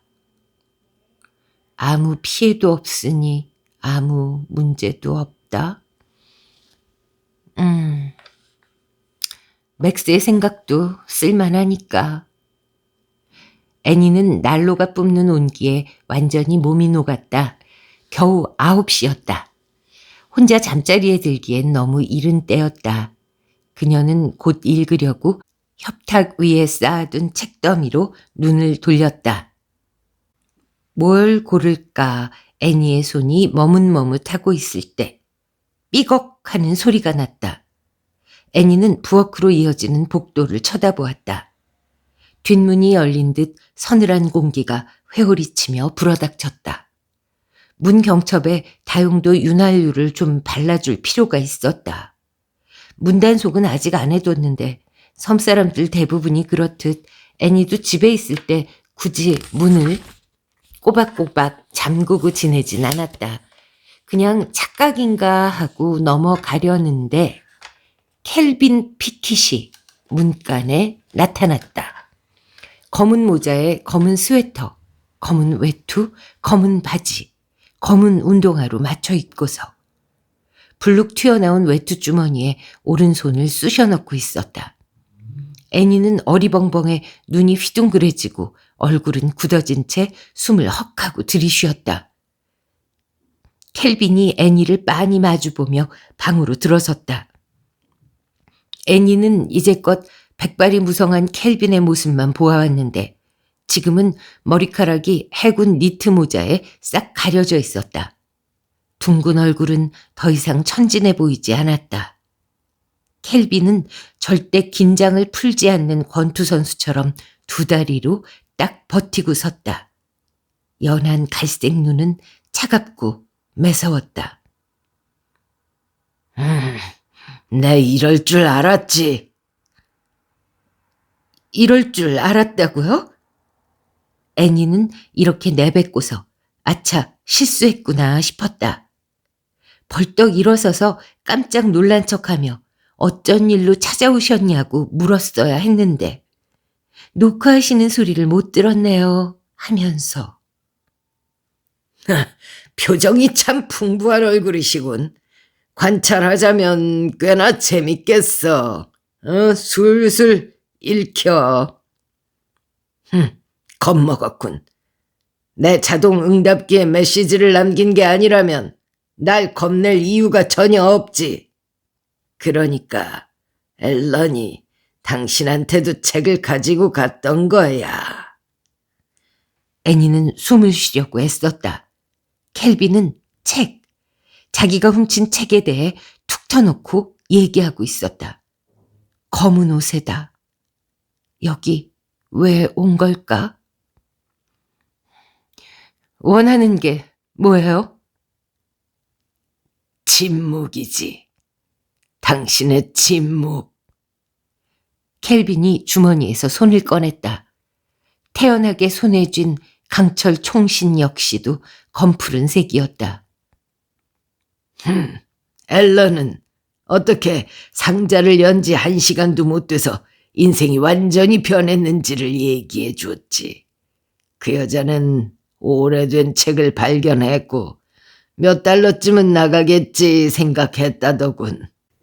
그런데 그 책이 수천 달러도 더 나가는 물건이란 사실을 알고 놀라 간이 떨어질 뻔했더나. 그가 더 가까이 다가왔다. 그 여자는 전문가가 아니야. 그러니까 내가 전부터 비슷한 책을 갖고 있었는지 어땠는지도 결코 밝혀내지 못하겠지. 곰곰이 생각해보니 말이야. 예전에 내가 어디선가 사둔 책상자 안에서 그 책을 우연히 발견했지 뭐야. 그렇게나 귀중한 책을 갖게 되다니. 왕비한테 헌사를 적어둔 페이지를 손가락으로 직접 넘겨볼 수 있다니. 정말 즐거웠지. 하지만 이제 난 더 넓은 세상을 구경할 준비가 됐고 그래서 책을 팔기로 결심한 거야. 두툼한 입술에 냉소가 번졌다. 어때? 내가 몇 년 동안 소장해온 책에 대한 나의 사색이 마음에 드는가? 애니는 총신을 물끄러미 바라보았다. 만약 저 인간이 방아쇠를 당긴다면? 빠져나갈 길은 없었다. 거리가 너무 가까웠다. 분명 고통스럽겠지. 앨런으로 말할 것 같으면 보아하니 내가 거기 들르기 얼마 전에 상자를 열고 책을 발견했던 모양이던데. 하지만 그 여자는 그 책의 가치를 알아볼 만한 사람이 아니지. 게다가 컴퓨터는 고사하고 금전 등록기도 없는 사람이야. 그러니 누군가한테 물어봐야만 했겠지. 자, 누가 알려줬을까? 앨런의 주위에 그 책의 가치를 알아볼 만한 식견이 있는 사람. 딱 한 명밖에 없잖아.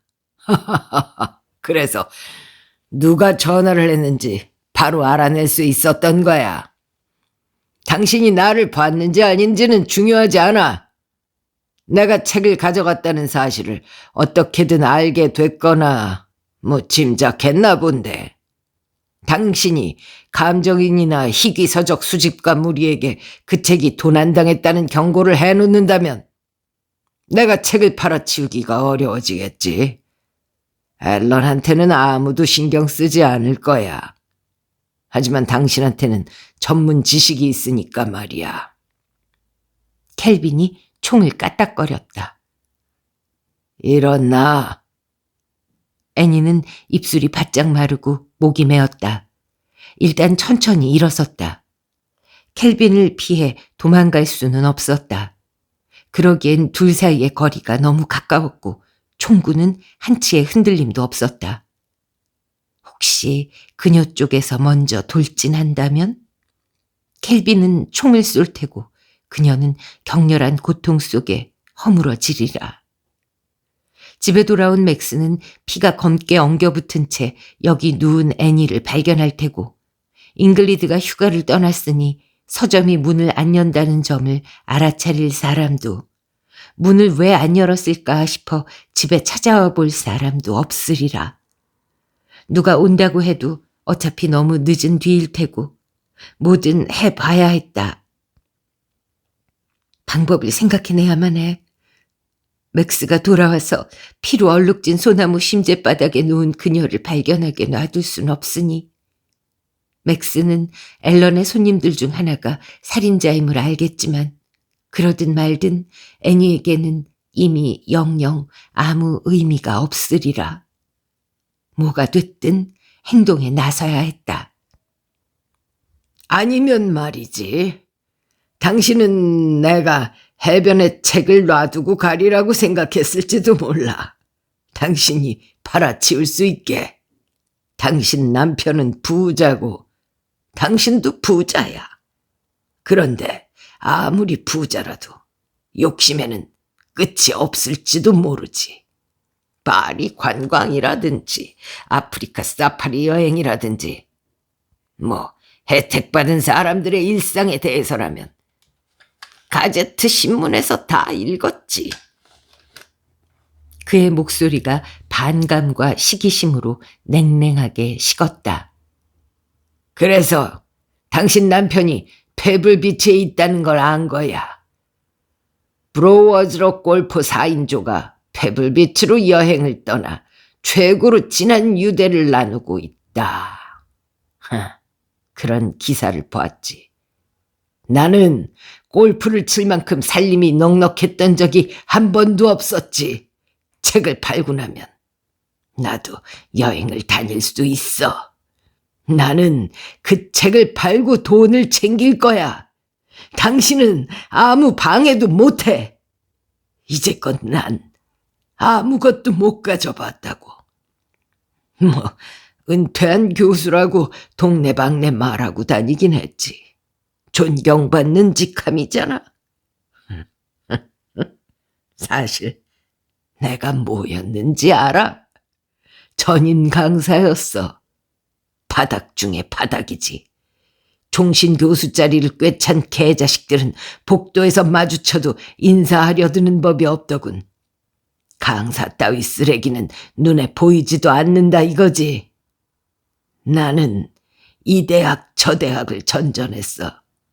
그러다 아무 데서도 날 써주지 않는 때가 왔고 그 갑갑한 방에 쭈그리고 앉아 산더미처럼 쌓인 이류 역사 문헌이나 쳐다보면 얼마를 받는지 알아. 한 달에 $1,000야. 당신은 $1,000로 한 달을 살아본 적이나 있나? 켈빈 씨, 나가주세요. 그가 두툼한 입술에 빈정대는 미소를 머금었다. 이런 돈 많은 여사께서 이제야 말씀을 하시네. 아래 것한테 썩 꺼지라고 명령하시는군. 하지만 그런 요구를 하기 전에 생각 좀 해보지 그래. 내가 얼른 갔으면 좋겠나? 내가 여기서 나간다면 넌 이미 죽었을 텐데. 서늘한 공기가 휘몰아쳤다. 애니는 서늘함을 피부로 느꼈다. 아니면 얼음되는 죽음의 그림자 때문에 오싹해진 걸까? 근육이 탄탄하고 날씬한 몸이 살며시 문간에 발을 들이는 게 보였다. 하일라 해리슨이 초록색 눈으로 애니를 응시하며 주의하라는 뜻을 전했다. 하일라 역시 스웨터와 바지, 운동화까지 전부 검은색으로 맞춰 입었고 붉은 머리는 검은 모자 속에 감춘 채였다. 애니는 무표정한 얼굴을 유지했다. 절대 하일라를 봤다는 티를 내서는 안 되었다. 하일라는 오른손에 밧줄을 느슨하게 잡고 있었다. 무건의 이해와 감사의 마음이 벅차올랐다. 경찰서 휴게실에서 얘기를 나눴을 때 하일라는 의혹의 눈초리로 애니를 쳐다보며 덫을 놓아 도둑을 잡을 생각하지 말라고 경고했었다. 분명 하일라는 애니가 가만히 있을 리 없다고 생각했으리라. 그래서 바닷가 안전감시탑으로 가는 애니를 멀찍이서 추적했다가 나중에 현장을 살펴보고 카메라를 발견했겠지. 그리고 애니가 곧 약속을 잡을 거라고 판단했던 거다. 일단 심증을 굳힌 이상 하일라는 절대 샛길로 빠지지 않고 반나절로 애니의 일거수일투족을 지켜봤다. 물론 켈빈 피킷이 도착했을 때도 집 밖에서 대기 중이었고 그 남자가 노크도 없이 뒷문으로 들어가자마자 하일라는 행동에 나섰다. 그러면서 다른 경관들도 곧바로 호출했을 터였다. 하일라는 왼손을 들어 입술에 검지를 대더니 손끝을 모아 재빨리 오므렸다 폈다 하며 입을 벙긋대는 동작을 취했다. 말해. 계속 말해. 애니는 무슨 말이든 해서 켈빈이 계속 짓거리게 만들어야만 했다. 또 하나의 인물이 문간으로 조심조심 들어왔다. 다부지고 건장한 루 피렐리 경관이었다. 제복을 입은 루는 양손으로 권총을 감싸쥐고 몸을 살짝 웅크린 채 켈빈을 주시했다. 하지만 켈빈 피킷은 위험인물이었다. 두 사람이 자기 뒤에 있다는 걸 눈치채면 사방에 총질을 해댈 수도 있었다. 루가 제때 총을 쏠 수도 있겠지만 그게 아니라면 혹시 하일라나 루가 다친다면 전적으로 애니의 잘못이었다. 애니는 켈빈에게 쭉 시선을 고정하고 말했다. 켈빈 씨도 이런 모험을 감행하고 싶진 않으시잖아요. 만약에 그냥 나가주신다면. 그때 켈빈이 눈을 깜빡이며 다른 데를 보았다. 그의 시선은 잠시 애니 너머의 어딘가에 못 박혀 있었다. 뭘 보고 있는 걸까? 깨달았을 땐 이미 늦어버렸다. 애니의 뒤쪽 벽에 유리판을 덮은 커다란 액자가 걸려 있었다.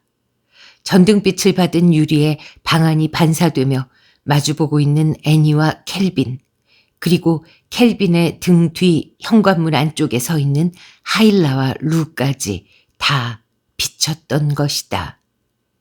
켈빈은 잽싸게 3걸음을 내디뎌 애니의 팔을 꽉 붙들고 몸을 획 돌려 현관을 보게 했다.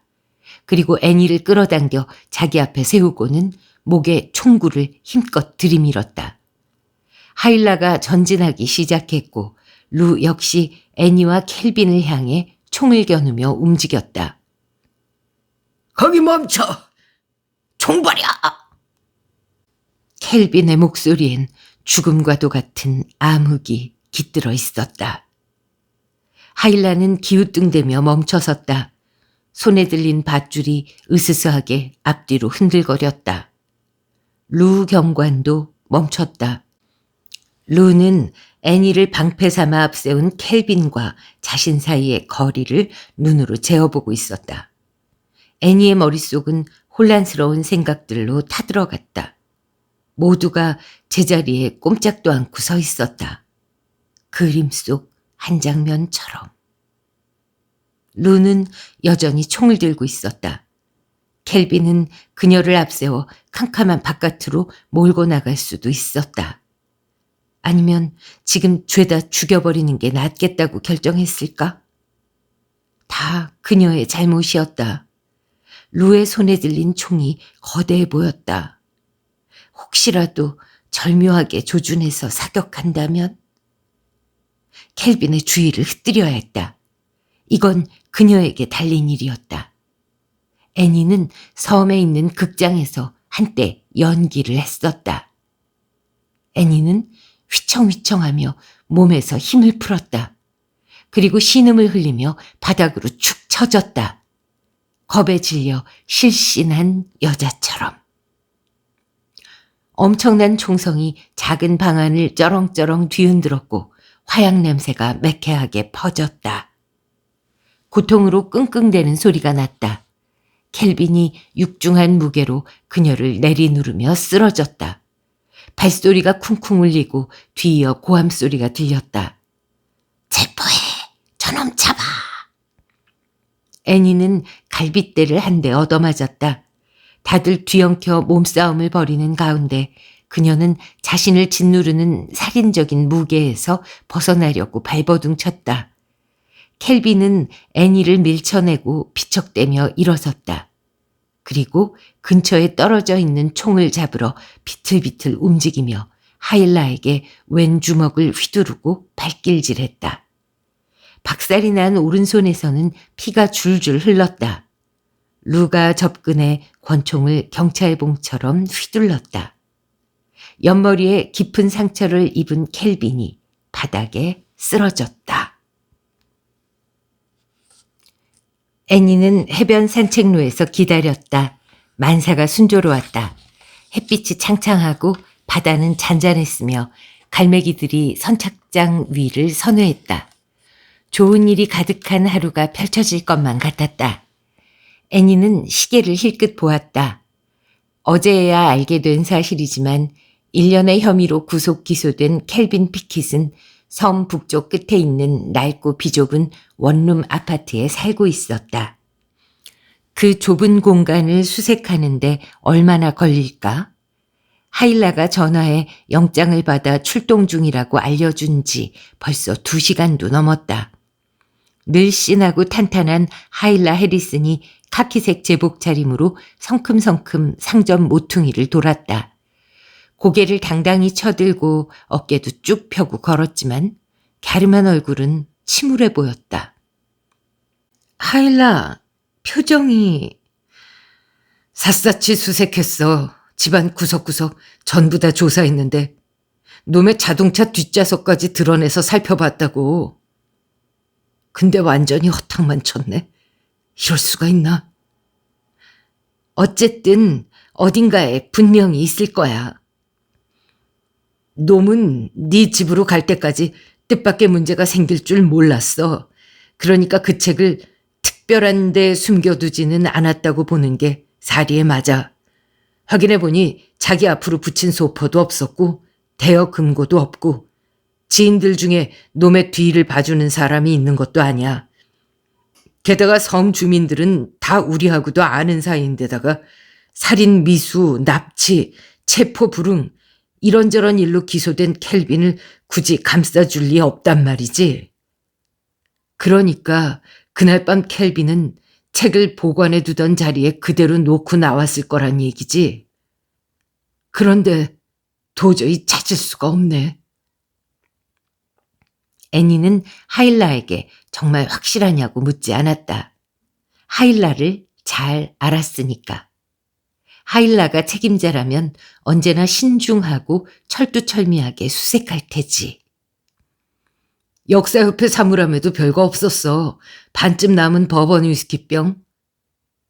아마도 업무 시간에 버번을 홀짝거린 모양이야. 애니는 켈빈 피킷이 역사협회에서 조그만 직원용 사물함을 배정받은 데 모욕감을 느꼈으리라 생각했다. 아마 그 안에 위스키를 보관해두며 즐겼겠지. 그녀는 낡은 나무 책상에 책더미를 쌓아두고 앉아있던 켈빈의 모습을 떠올렸다. 잠시 후 애니와 하일라는 함께 역사협회를 다시 찾았다. 협회장 제인 콜리는 뼈만 앙상한 얼굴이 시뻘개지도록 화를 내며 애니와 하일라를 가로막았다. 당신들은 여기 멋대로 들어올 권리가 없어요. 피킷은 그냥 평범한 직원일 뿐이었어요. 그 사람 사물함을 열어보게 이미 허락해 드렸잖습니까? 어서 나가주시죠. 선생님, 전 영장을 받아왔으니까 이 부지 전체를 수색할 권한이 있습니다. 공무집행 방해죄로 체포되고 싶으시다면 경찰서로 호송해 드린 뒤에 돌아와서 수색을 마저 진행하겠습니다. 제이는 몸을 꼿꼿이 세우고 서서 팔짱을 끼었다. 좋아요. 하지만 종이 한 장이라도 손상되면 법적 조치를 취할 거예요. 애니는 입구 오른쪽에 보이는 책상을 가리켰다. 경관님, 저기 쌓여있는 책들 한번 확인해 보세요. 제이는 고개를 앞으로 쑥 내밀고 그들을 따라 책상 쪽으로 왔다. 얼굴은 분노로 일그러져 있었다. 하일라 해리스는 책상 가장자리에 지문 채취 도구를 올려놓았다. 그리고 뚜껑을 휙 젖힌 뒤 비닐 장갑을 뽑아 두 손에 꼈다. 하일라가 책상 주위를 빙 돌았다. 그러더니 가죽 커버가 너덜너덜한 책 한 권을 들어올리고 애니를 쳐다보았다. 애니가 다가가 몸을 숙이고 고개를 저었다. 한 권, 두 권, 세 권. 네 번째 책은 표지가 야했다. 여자가 머리를 뒤로 젖혀 긴 머리칼을 늘어뜨리고 장갑 낀 양손을 목에 갖다 댄 그림이었다. 역사협회에서 발견하게 되리라고는 생각하기 어려운 책 표지였다. 그 표지 벗겨보세요. 하일라가 너덜너덜한 표지를 조심스레 벗겨내자 직사각형의 흑백 사파가 들어간 흰색 겉표지가 드러났다. 격식 차린 정장에 나비 넥타이, 각반을 착용하고 오른손엔 실크 해트와 장갑, 왼손엔 지팡이를 쥔 에르큘 푸아로가 바로 여기 있었다. 이거예요. 애니는 득이양양하게 말했다. 그녀가 여기 찾아왔을 때 켈빈은 당연히 흥겨움에 취해 있을 만했다. 애니가 찾던 책은 그때 바로 이 책상 위 책 더미 속에 있었던 것이다. 여기 있는 건 전부 협회 소유물입니다. 틀림없이 제인 콜리는 사라진 책과 그 가치에 대해 가제트지에서 정보를 얻었을 터였다.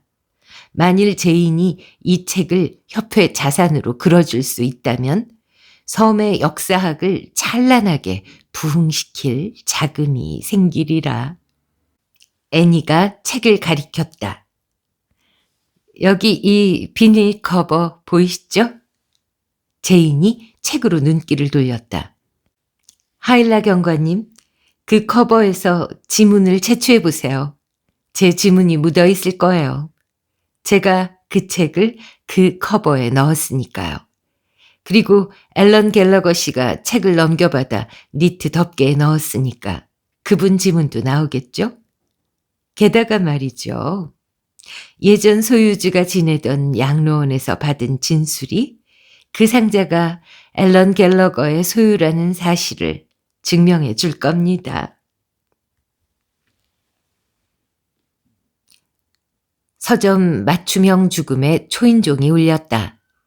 앨런 갤러거가 카운터로 달려들었다. 두꺼운 안경알 너머로 눈을 휘둥그레 뜨고 있었다.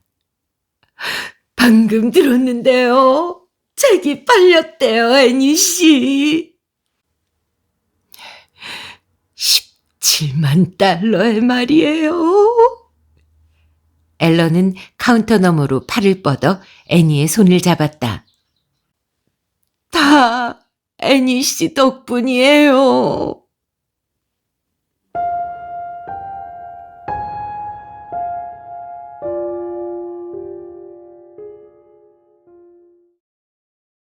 네. 재밌게 들으셨나요? 제 입장에서는, 들으시는 여러분께도 마찬가지죠. 연이어서 애거사 크리스티 초판본에 관한 상상의 가상의 추리소설을 소개해 드렸습니다. 하지만 여전히 영미 문화권에서는 지금 현재도 실제로 언론에 보도되지 않을 뿐 이런 일들이 있지 않을까 그런 생각이 드는데요. 왜 가끔 어디 파묻혀 있던 그림이 뭐 피카소급의 유명 화가의 작품이었는데 몰랐다든가 이런 기사들이 종종 나오잖아요. 애가사 크리스티의 초판본, 그들에게는 이토록 가치가 있군요. 하긴 지금 뭐 100년이 다 돼가는데도 우리는 아가사 크리스티를 여전히 최고의 작가라고 부르고 있는 걸 보면 말이지요. 네, 팬분들은 그냥 뭐 푸아로를 묘사한 그 설명만 들어도 짜릿하게 기분 좋아하시면서 듣지 않으셨을까 싶은데요. 저도 굉장히 재밌게 읽었거든요. 글쎄요. 저의 낭독이 다 표현해내지 못할 텐데 왜 그 찬찬히 눈으로 여러 번 읽으면서 느끼는 소설의 품격이라는 게 있습니다. 똑같은 번역문이라도 번역에 더 애를 썼구나. 번역하시는 분도 글솜씨가 좋구나. 뭐 이런 것들도 느끼게 되고요. 요즘 소개해드리고 있는 이 책은 상당히 품격 있는 책이다. 네. 그래서 제가 읽으면서 책을 덮고 꼭 생각하는 시간을 갖게 되는 그런 책입니다. 왜 급할 때는 한 편 읽고 또 마저 다음 편 들어가고 막 그러는데 그래도 제가 이 작품은 잠시 음미하고 싶다 하면서 책 덮고 눈 감고 있거나 산책하거나 그러거든요. 좋은 책을 읽으면. 네, 이 책들은 그랬었다는 그래서 저만의 취향이었을까요? 네, 여러분의 의견이 궁금합니다. 댓글 주시면요. 안잡이 궁금증도 풀리고 또 유튜브 알고리즘이 안잡이 채널을 팍팍 밀어줍니다. 좋아요, 댓글, 알림 설정, 아직 구독 안 하셨다면 구독도 부탁드리고요. 그 외에도 많은 방법들이 있습니다. 네. 네, 그럼 안잡이 음으로 양으로 도와주시기를 부탁드리면서 물러갑니다. 날이 추웠다, 덜 추웠다, 왔다 갔다 해요. 감기들 조심하시고요. 늘 건강하십시오. 우리 독서가족 여러분. 네, 안녕히 계세요.